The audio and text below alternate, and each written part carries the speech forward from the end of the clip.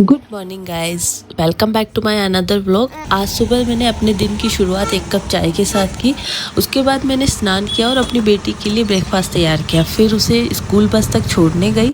घर वापस आकर मैंने अपना ब्रेकफास्ट किया, फिर लंच की तैयारी में लग गई। खाना बनाने के बाद थोड़ा फ्री टाइम मिला, तभी मेरी बेटी स्कूल से वापस आ गई।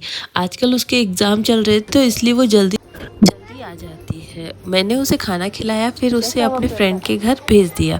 उसके बाद मैं भी थोड़ी देर में अपने फ्रेंड के घर पूजा में चली गई।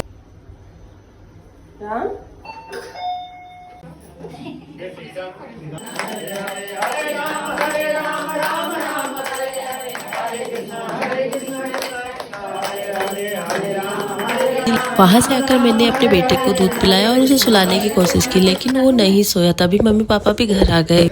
फिर मम्मी ने बताया कि आज हमारे घर महाराज जी आने वाले हैं, तो हम सब ही उनकी तैयारी में लग गए।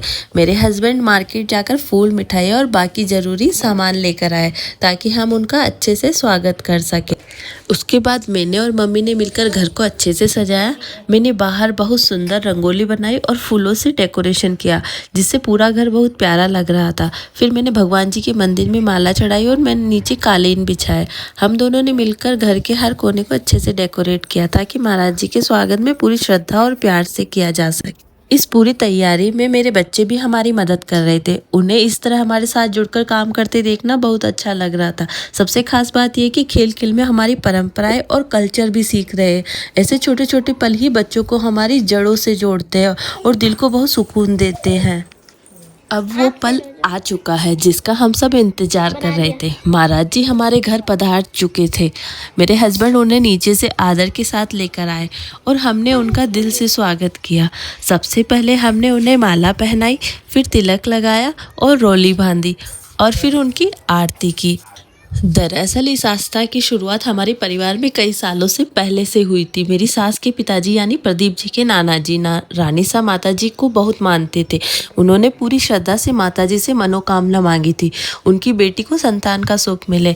माता जी की कृपा से उनकी यह इच्छा पूरी हुई और उनके घर में प्रदीप जी का जन्म हुआ। तभी से उनके ननिहाल में रानी सा माता जी को बहुत गहरी आस्था है।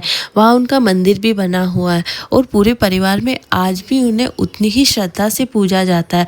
शादी के बाद मम्मी जी ने भी इस आस्था को हमारे घर में आगे बढ़ाया और आज हम सभी उसी विश्वास और श्रद्धा के साथ हर काम की शुरुआत माता जी का नाम लेकर करते हैं। इसके बाद बहुत खास रस्म की गई। उनके चरणों को कुमकुम में डुबोकर सफ़ेद कपड़े पर उनके पग चिन्ह लिए। ये हमारे लिए बहुत ही पवित्र और भावनात्मक पल था। हमारी मान्यता के अनुसार महाराज जी यहाँ माता जी के रूप में विराजमान होते हैं, तो हम उसी श्रद्धा के साथ उनकी सेवा करते हैं।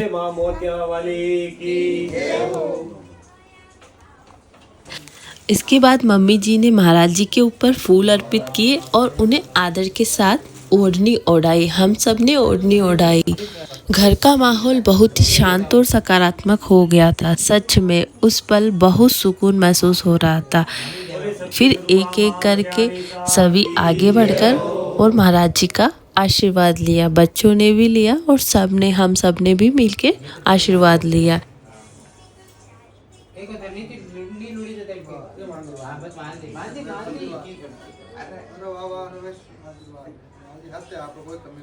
आशीर्वाद तक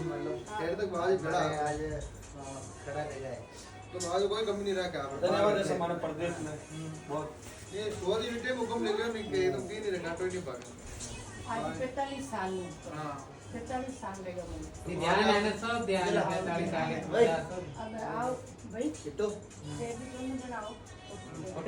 इसके बाद सभी ने महाराज जी के साथ फ़ोटो खिंचवाई, ताकि इस खास पल को यादगार बनाया जा सके। फिर हमने सभी के लिए नाश्ता और चाय की व्यवस्था की।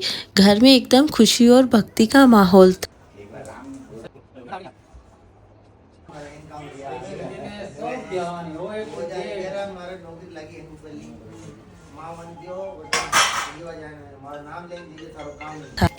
इस दौरान मेरे हस्बैंड जी महाराज जी से अपनी भावनाएं शेयर कर रहे थे। वो बता रहे थे कि माता जी की कृपा से उन्हें नौकरी मिली है, वो उन्हें दिल से मानते हैं।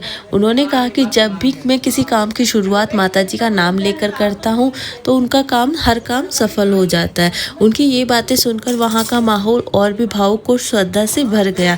सच में ये पल दिल को छू जाने वाला था। फिर मैंने और मेरे हस्बैंड ने मिलकर चाय नाश्ते की व्यवस्था करी।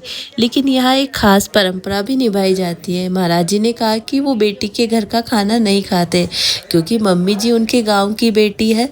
तो हमारी परंपरा में बहन बेटी के घर का भोजन ग्रहण नहीं किया जाता है या कुछ भी नहीं खाया जाता है।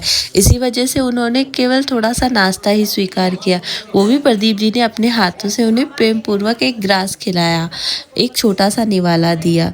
ये पल बहुत ही भावुक और ख़ास था, क्योंकि इससे परंपरा, सम्मान और प्रेम तीनों एक साथ नज़र आ रहे थे। बाकी सभी ने साथ बैठकर नाश्ता किया, इस पूरे माहौल का आनंद लिया। आज का ये अनुभव हमारे लिए सिर्फ एक रस्म नहीं, बल्कि एक खूबसूरत याद बन गया है, जो हमेशा दिल में रहेगी।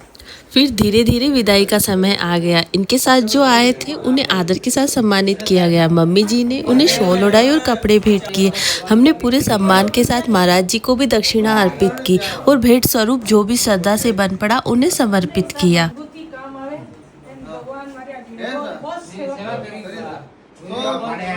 कमी नहीं रहता।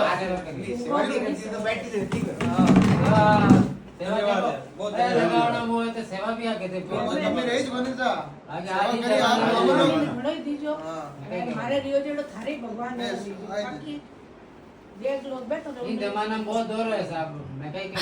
इस दौरान आप लोगों ने मम्मी की बातें सुनी होगी। वो उस वक्त बहुत भावुक हो गई थी, उनकी आंखों में आंसू आ गए थे और बार बार यही कह रही थी कि मेरी बहू ने मेरी बहुत सेवा की।